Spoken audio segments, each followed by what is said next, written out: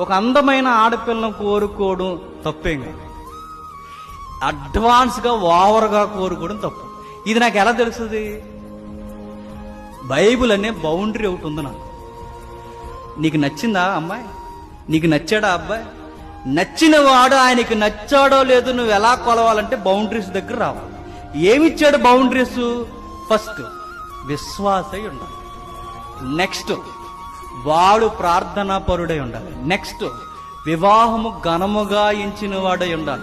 వివాహము ఘనముగా ఎంచిన వాడంటే వివాహానికి ముందు పానుపు కక్కుర్త్యాస లేని వారే ఉండాలి. ఇవి బౌండరీస్. అంటే విశ్వాస అయిన వాడు దేవుని చిత్తాన్ని ఎలా చేయాలో చూస్తాడు. దేవుడు ఏర్పాటు చేసిన వివాహ వ్యవస్థను ఘనముగా ఎంచితే కక్కుర్త్యాస లేరు. ఇవి ఎవడైతే చేయలేదో ఆ బిడ్డ దేవుని చిత్తంలో ఉన్నవాడు. నువ్వే చేసుకోవచ్చు. సెలక్షన్